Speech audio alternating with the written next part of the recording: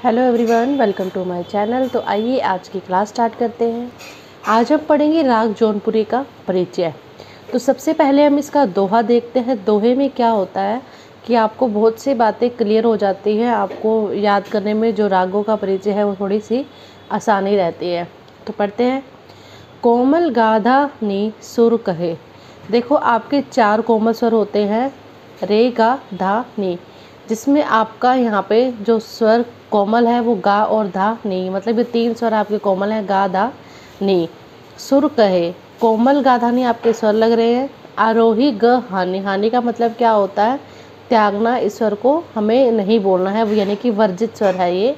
आरोही ग हानि, आरोह में जो आपका ग स्वर है उसकी हानि रहेगी, वो आपका जो स्वर है वर्जित रहेगा। वादी ध है। वादी स्वर आपका वो होता है जिस स्वर का राग में सबसे ज़्यादा प्रयोग किया जाए, वो आपका वादी स्वर होता है। उसके बाद है आपका संवादी। संवादी वो होता है जिसका राग में वादी से तो कम और अन्य स्वरों से ज़्यादा हो, वो आपका क्या होता है? संवादी स्वर। तो आपका वादी स्वर कौन सा है? ध। और संवादी स्वर कौन सा रहेगा? आपका ग। जौनपुरी पहचान, यही राग जौनपुरी की पहचान है। तो समझ आ गया होगा। इस राग में हमारे कोमल स्वर कौन से लग रहे हैं? गा धा नी। और आरोह में हमें ग स्वर का प्रयोग नहीं करना है, वर्जित स्वर है ये। वर्जित स्वर वो होता है जिसका राग में प्रयोग नहीं होता। वादी स्वर ध रहेगा इस राग का, संवादी स्वर ग रहेगा, और जौनपुरी पहचान, यही राग जौनपुरी की पहचान है। तो देखते हैं आगे। नाम। कहा जाता है कि इस राग की जो रचना है वो जौनपुर के सुल्तान हुसैन शर्की ने की थी, इसलिए इसे जौनपुरी राग कहा गया। अगर हम हरियाणा बोर्ड की बात करें तो इसमें जैसे एक तो सीधा क्वेश्चन आ सकता है आपका कि राग जौनपुरी का परिचय लिखे, तो आपको ये सारा परिचय लिखना होगा 2 नंबर में। और इसके अलावा जो क्वेश्चंस हैं वो ज़्यादातर 1-1 नंबर में भी आ जाते हैं, जैसे कि मतलब जैसे राग जौनपुरी का नाम कैसे राग जौनपुरी पड़ा, और इस राग के थाट पूछ लिए, गायन समय पूछ लिया। तो इस तरीके से क्वेश्चन 1-1 नंबर में भी ज़्यादा आते हैं। तो आपको राग को जो कम्प्लीटली लर्न करना है।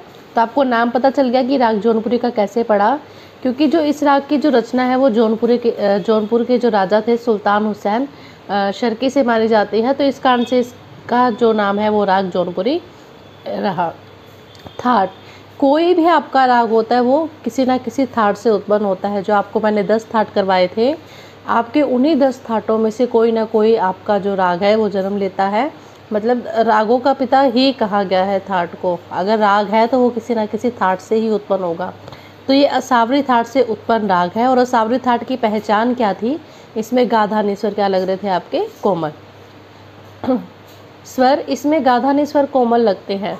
देखो, ये असावरी थाट से उत्पन्न राग इसीलिए है क्योंकि इसमें गाधा नी स्वर, यानी कि राग जौनपुरी में जो आपके स्वर है वो गाधा नी कोमल लग रहे हैं, और असावरी थाट में भी गाधा नी कोमल लगते हैं।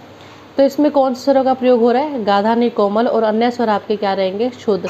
तो सा और पा तो अचल है, और रहा आपका रे मा, ये आपके स्वर क्या हो जाएंगे? शुद्ध। नेक्स्ट पॉइंट देखते हैं। जाति। इसके आरोह में ग वर्जित है, यानी कि ग स्वर का प्रयोग नहीं होगा आरोह में, और अवरोह में सातों स्वर का प्रयोग किया जाएगा। तो इसलिए इसकी जाति जो है वो षाडव संपूर्ण बनी। देखो, मैंने आपको जाति वाला जब टॉपिक करवाया था रागों की जातियाँ, तो मैंने आपको बताया था कि ओढ़व जाति क्या थी? जिस राग में 5 स्वर का प्रयोग हो वो ओढ़व जाति। षाडव जिस राग में 6 स्वरों का प्रयोग हो और 1 स्वर वर्जित हो वो आपकी षाडव जाति। और संपूर्ण जाति जिस राग में 7 स्वरों का प्रयोग हो वो आपकी है संपूर्ण जाति। तो आपको पता है कि राग में आरोह और अवरोह दोनों होते हैं। अगर हम आरोह की बात करें तो ग स्वर वर्जित है, यानी कि 1 स्वर आपका वर्जित है। तो जाति कौन सी? 7 में से आपके 1 स्वर रह गया, 1 स्वर आपका वर्जित है, तो आपके कितने स्वर रहेंगे? 6 स्वर। तो 6 स्वर जिसमें प्रयोग किए जाते हैं वो आपकी षाडव जाति। आरोह जो है वो पहले लिखा जाता है, षाडव जाति होगी आरोह में। और अवरोह की बात करें तो अवरोह में 7 स्वर लग रहे हैं, तो मतलब सभी स्वरों का प्रयोग किया जा रहा है, तो ये आपकी संपूर्ण जाति होगी। तो षाडव संपूर्ण जाति बनी। आरोह में 1 स्वर का प्रयोग नहीं किया जा रहा तो षाडव, और संपूर्ण में 7 का हो रहा है तो संपूर्ण। वादी स्वर है आपका ध। जिस स्वर का राग में सबसे ज़्यादा बार बार प्रयोग हो तो वो आपका कौन सा है? ध स्वर है इस राग का वादी स्वर। संवादी स्वर क्या है? ग। जो वादी से कम प्रयोग हो और अन्य स्वरों से ज़्यादा। आगे है अंग। अंग जो है आपका वो वादी स्वर से निर्धारित किया जाता है। वादी स्वर से कैसे है, पहले हम वादी स्वर देखते हैं। इसमें क्या है, द है, ठीक है। अंग जो आपका वादी स्वर से कैसे निर्धारित होता है ये मैं आपको थोड़ा सा बता दूं। जैसे आपके स्वर है सारे गामा पाधा नी सा, ठीक है। इस सप्तक के 2 पार्ट कर दो, ठीक है। अगर कोई भी राग का जो वादी स्वर है, मान लो किसी राग का वादी स्वर ग है, तो ये पहले वाला हिस्सा क्या कहलाएगा आपका, पूर्वांग, और ये दूसरे वाला हिस्सा आपका क्या कहलाएगा, उत्तरांग। अगर कोई वादी स्वर है, मान लो वादी स्वर ग है, तो ये राग जो किसमें होगा आपका, पूर्वांग वादी। अगर कोई वादी स्वर इसमें से है तो आपका ये क्या होगा, उत्तरांग वादी। अब आपका इस राग का जो वादी स्वर है वो है ध, तो ध किस में आ रहा है आपका, उत्तरांग वादी में। सारे गामा पाधा निसा के 2 पार्ट करने हैं, सारे गामा एक अलग पार्ट और पाधा निसा का दूसरा पार्ट। तो इसी तरीके से देखा कि हमने ध वादी होने के कारण कौन सा राग हुआ, उत्तरांग वादी राग। गायन समय क्या है, दिन का दूसरा पहर। ये राग किस समय गाया जाता है, दिन का दूसरा पहर। ये क्वेश्चन एक नंबर में ज़्यादा पूछे जाते हैं। इस राग का गायन समय बताओ, इस राग का अंग बताओ, इस राग की जाति क्या है। तो आपको इस टाइप से हर पॉइंट को अच्छे से लर्न करना है। प्रकृति, चंचल प्रकृति का मधुर राग है जिसमें श्रृंगार रस प्रधान है। सम प्राकृतिक राग में क्या होता है कि मिलता जुलता राग। अब जो आप राग जौनपुरी कर रहे हो तो इससे मिलता जुलता राग कौन सा है। और पिछली बार अगर हम एग्ज़ाम की बात करें तो उसमें एक क्वेश्चन आया था कि सबसे पहले तो आप ये बताइए कि पूर्वांगवादी राग कौन सा है, और पूर्वांगवादी राग में नाम लिखने के बाद उसके बाद आपको समप्राकृतिक राग बताना था, किससे मिलते जुलते राग का नाम लिखो।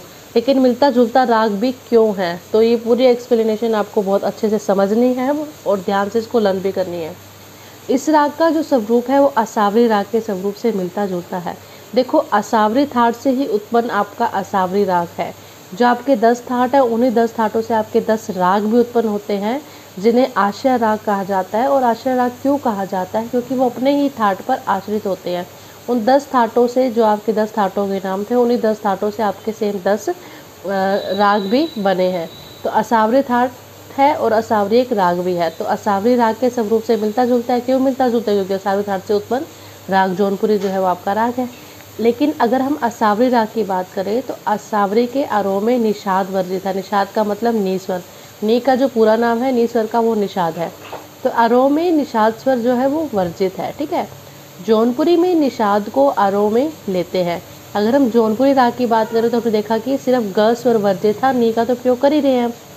इस प्रयोग से असावरी से भिन्न हो जाता है। कैसे आया समझ में, असावरी के आरोह की बात करी जाए तो नी वर्जित है, लेकिन जौनपुरी में नी का प्रयोग किया जाता है, इसलिए ये असावरी राग से भिन्न हो जाता है। और समप्राकृतिक राग कौन सा है, असावरी, ठीक है।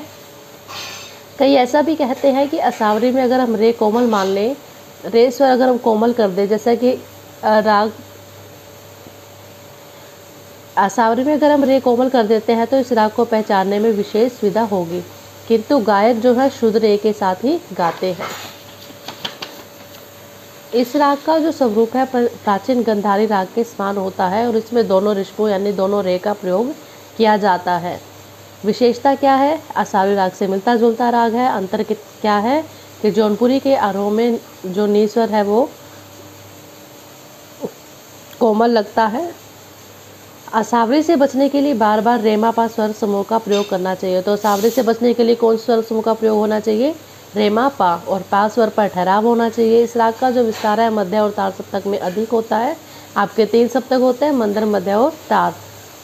मंद्र सप्तक में क्या होता है, जो आवाज़ बिल्कुल धीमी रहती है आपकी, जिससे मध्य सप्तक में ना आवाज़ अधिक तेज होती है ना और अधिक कम होती है। और तार सप्तक में आपके जो आवाज़ है यानी कि जो आपके स्वर है ऊपर की ओर लगते हैं। इसके आरोह में म स्वर वक्र होता है। देखो वक्र स्वर का क्या होता है, जिसका प्रयोग जो है बहुत कुशलता के साथ इसका प्रयोग जो किया जाता है। जैसे सानी धापा, मापा धामा पागा, रेसा रेमा पा। इस राग में ध्रुपद, धमार, बड़ा ख्याल, छोटा ख्याल, त्राना, वैमसित, खानेगर व रजखाने सभी गाए बजाए जाते हैं। देखो 1 नंबर में क्वेश्चन ये भी आ सकता है कि राग जौनपुरी में क्या गाया बजाया जाता है। तो आपको पता होना चाहिए सारी गायकी है। ध्रुपद धमार, बड़ा ख्याल, छोटा ख्याल, तराना व मसीद खाने गत, ये मसीद खाने गत व रजा खाने गत तो बजाई जाती है, और ध्रुपद धमार, बड़ा ख्याल, छोटा ख्याल, तराना ये सब गाए जाते हैं। न्यास के स्वर कौन से हैं? प और सा।